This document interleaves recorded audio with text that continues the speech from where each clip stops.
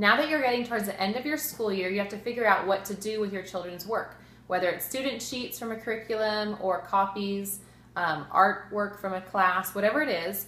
And what I decided to do is to bind it. I took it to a copy store, I put everything in the order that I wanted, and I made a book out of it for each child to remember that year by.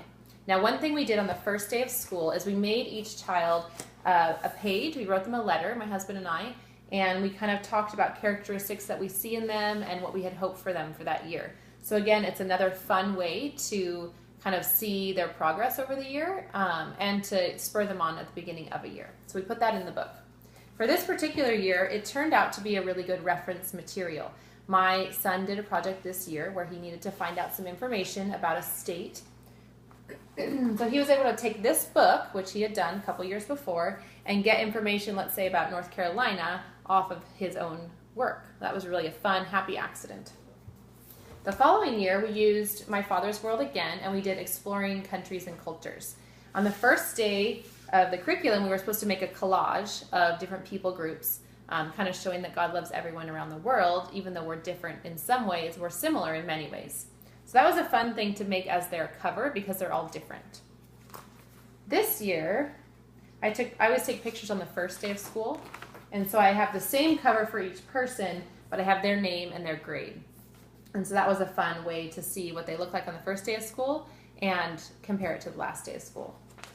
This year also, instead of just adding the My Father's World curriculum student pages in, I added some other pieces of work that I wanted to keep, knowing that we need to keep samples of our children's work throughout the year. So I have pages that I cut out from the composition book that they did, so I just cut the binding off. Also, this particular year, we needed to keep a passport that came with the curriculum, and so I just put in a little pocket. I had it bound in with the rest of the stuff, and you could do that for any small items that you would like to keep and remember with their curriculum.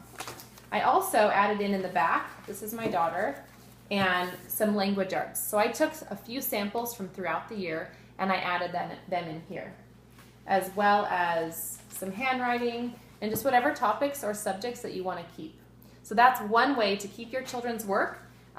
It might turn into reference material for you as well, which was really fun. But it's a place to keep it all together, and it's fun to look back through later as well.